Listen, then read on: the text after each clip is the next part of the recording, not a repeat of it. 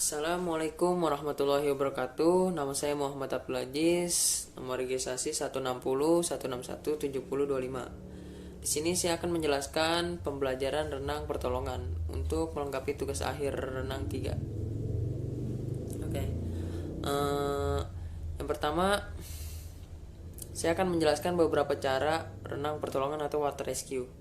Oke, sebelum kita masuk, kita harus tahu dulu nih apa itu renang pertolongan atau water rescue. Renang pertolongan adalah renang yang bertujuan untuk menyelamatkan korban kecelakaan air yang dapat dilakukan dengan satu tangan atau dua tangan.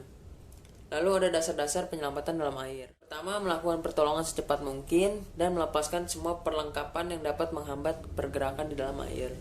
Oke, yang kedua, sebelum melompat ke dalam air, amati dengan cermat situasi air seperti kedalaman. Jika ragu dengan kedalaman air, maka dahulukan posisi kaki terlebih dahulu ketika melompat ke dalam air. Yang ketiga, penyelamat harus menguasai teknik penyelamatan dengan benar sehingga penyelamat siap ketika korban yang berusaha meraih dan menarik karena kepanikan. Yang keempat, apabila posisi korban telah tenggelam di bawah air, penyelamat harus menyelam untuk mencari dan mengangkatnya ke atas dengan teknik penyelaman yang benar.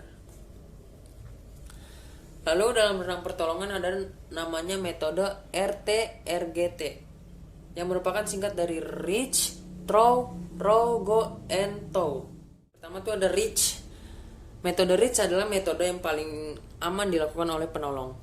Reach dapat dilakukan di daratan tanpa harus masuk ke dalam air, sehingga metode ini dapat dilakukan oleh penolong yang tidak bisa renang sekalipun. Lalu yang kedua ada Throw. Metode Throw hampir sama dengan metode Reach. Metode ini sama-sama aman bagi penolong dan dapat dilakukan dari daratan.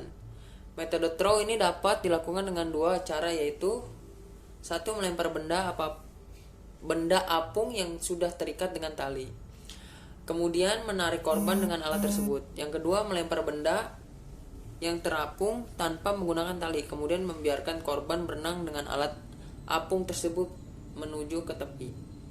Metode Row ini adalah metode yang digunakan ketika metode Reach dan Throw tidak dapat digunakan lagi. Metode ini menggunakan akses pertolongan seperti perahu karet, kano, ataupun perahu kecil lainnya untuk dapat menjangkau korban. Kemudian menggunakan metode Reach dan Throw untuk menolong korban. Lalu yang keempat ada metode Go. Metode ini adalah pilihan terakhir yang harus dilakukan karena ketidaktersediaan alat yang dipergunakan untuk mendekati korban, dan posisi korban jauh atau berada di tempat yang tidak memungkinkan menggunakan perahu. Metode ini mengharuskan penolong untuk melakukan penyelamatan secara langsung dengan berenang menuju korban dan membawa alat apung yang diberikan kepada korban. Kelima ada metode Tow. Metode Tow ini adalah metode yang paling tinggi resikonya bagi penolong karena penolong harus kontak langsung dengan korban. Untuk menghindari resiko yang besar dan tidak diinginkan, penolong harus mempunyai pengetahuan dan keterampilan bertahan dan melepaskan diri atau depend and release.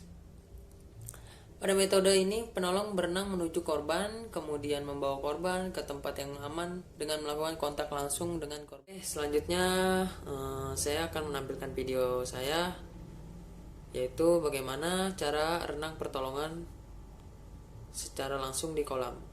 Metode yang saya gunakan adalah metode Tow yang punya resiko paling tinggi, yaitu berkontak langsung dengan korban. Oke, langsung aja kita